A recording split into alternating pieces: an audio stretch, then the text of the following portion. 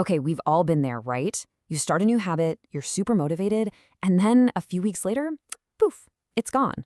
Why is that? Why do they just fizzle out? Well, today, we're gonna hack that whole process. We're gonna uncover a really powerful strategy to make those good habits finally stick. So let's just ask the question head on. Why does going to the gym or eating healthy or trying to save money feel like such a massive chore at first? It's a feeling we all know. And the answer?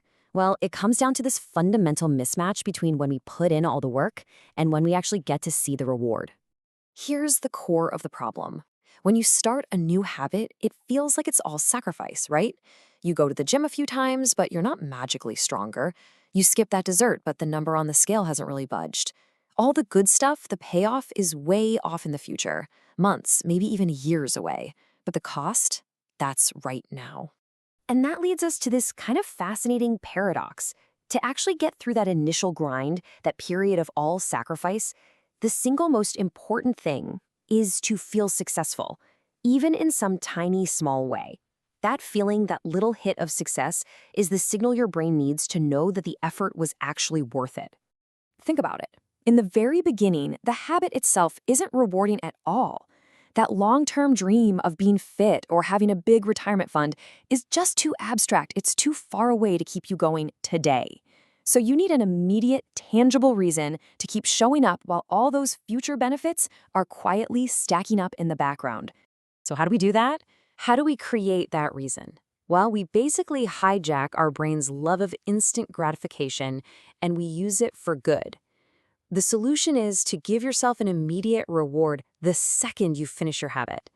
This is so important because it makes the end of the behavior satisfying. In our brains, they really remember how things end.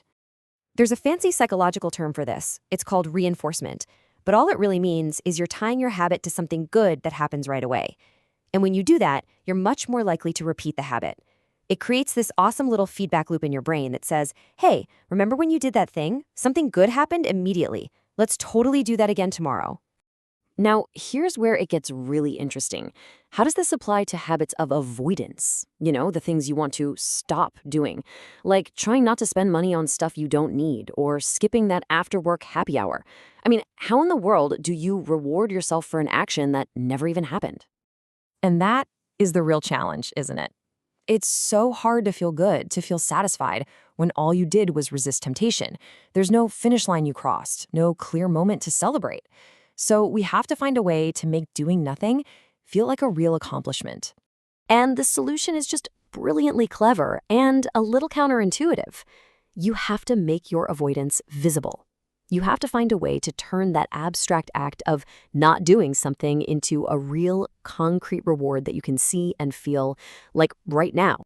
So here's how you do it in the real world. Let's say you want a new leather jacket. So you open a savings account and you literally name it leather jacket. Now, every single time you resist an impulse buy, like you walk past that coffee shop and you skip the $5 latte, you immediately pull out your phone and transfer that $5 into the leather jacket account. It's like you're creating a loyalty program for yourself, and you get that instant hit of satisfaction seeing the balance go up. There's this fantastic, real-world example of a couple who wanted to stop eating out all the time. They created a savings account and called it Trip to Europe. And every time they chose to cook at home instead of going to a restaurant, boom, they transferred $50 into that account. They were making it satisfying to do nothing. And you can guess what happened. At the end of the year, that satisfaction paid for their vacation. But, and this is a really big but, there is a crucial rule here. Not just any reward will do. To be super effective, your immediate reward has to reinforce the identity you're trying to build. It can't conflict with it. Here's a perfect example. Let's say your habit is to exercise because you want to be a healthy person. If you reward yourself with a giant bowl of ice cream every time, you're sending your brain these really mixed signals.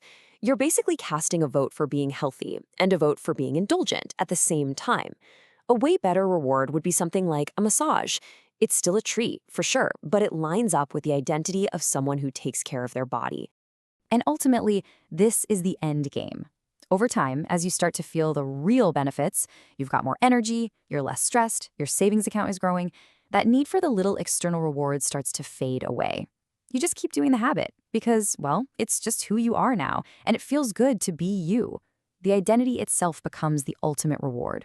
So let's kind of zoom out for a second and look at the whole journey of how a habit becomes permanent, because it's not just one thing, it's a gradual evolution. This whole journey really happens in 3 phases.